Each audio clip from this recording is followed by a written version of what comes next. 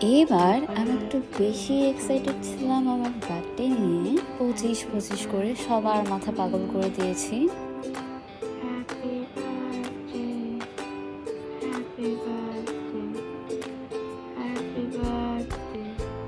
ঘুম থেকে উঠে আমার বোনেদের নিয়ে এসেছিলাম কেক কাটবো বলে।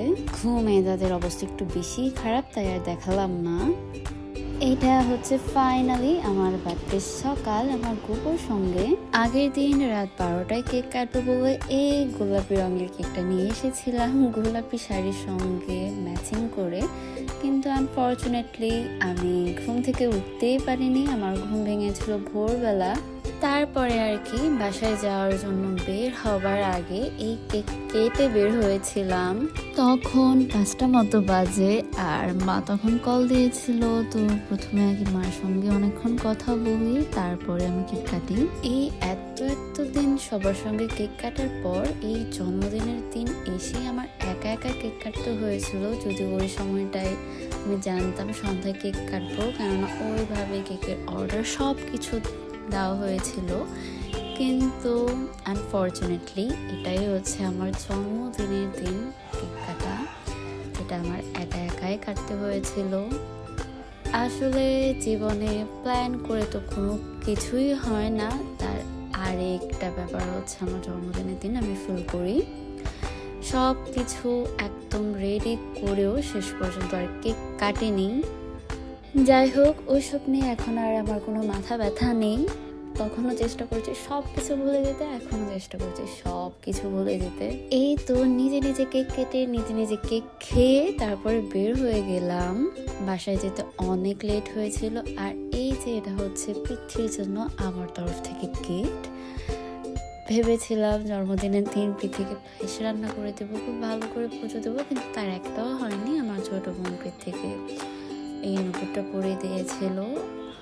আর আমার মনে হয় যখন যেটা মনে চাই সেটাই করে ফেলা ভালো। আমি সেটাই চেষ্টা করি যে যখন যেটা ইচ্ছে সেটাই করে ফেলার, সময়ের জন্য ওয়েট না করার। আর এই হচ্ছে আমার হালাত।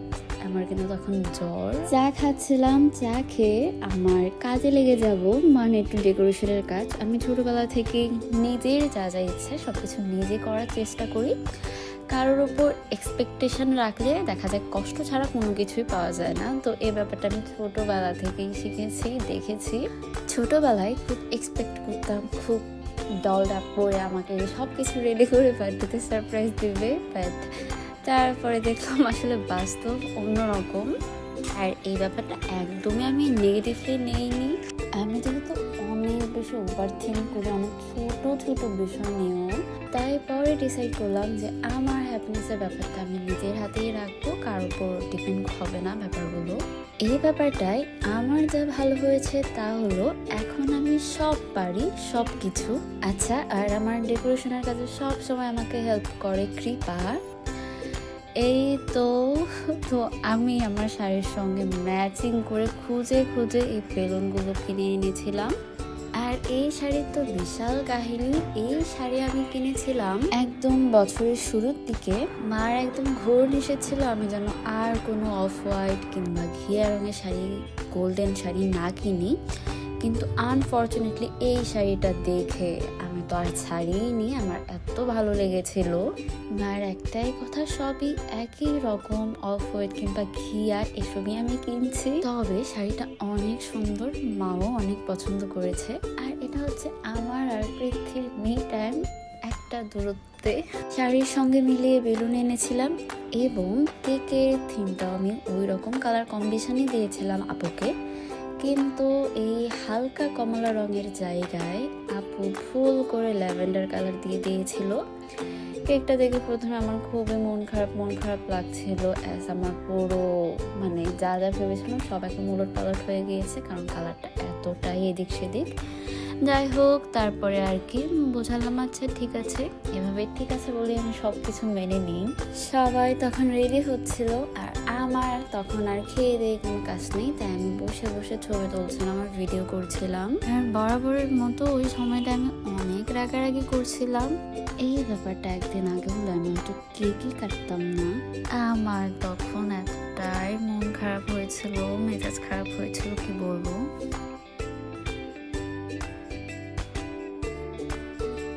এই তো এদিকে মা রেডি হয়ে চলে এসেছে, সবাই রেডি হয়ে গিয়েছে, এখন ফাইনালি কেক কাটবো।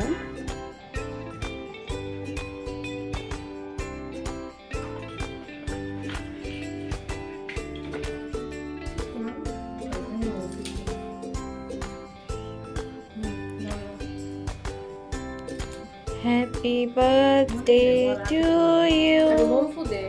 Happy birthday to you. Happy birthday.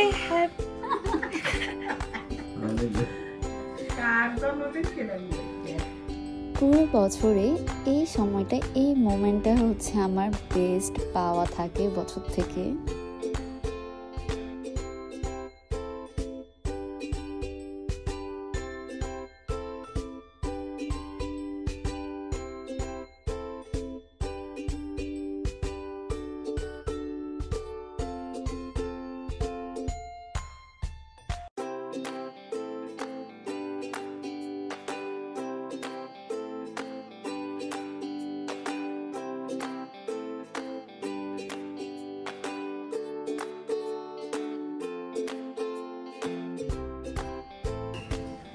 যাদের টেনশন মেসে পাথর করে দেয় আর কি তোর টাকা তো লাগবো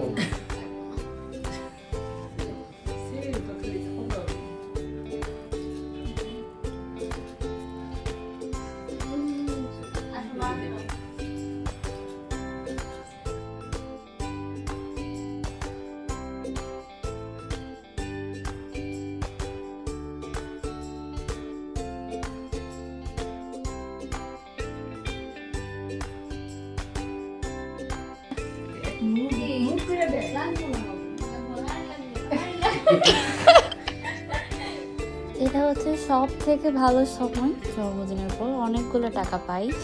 হ্যাপি মি। সবাই আমাকে আশীর্বাদ করো, আমি যেন ভালো মানুষ হতে পারি। যাই হোক, bye for now, see you in the next video.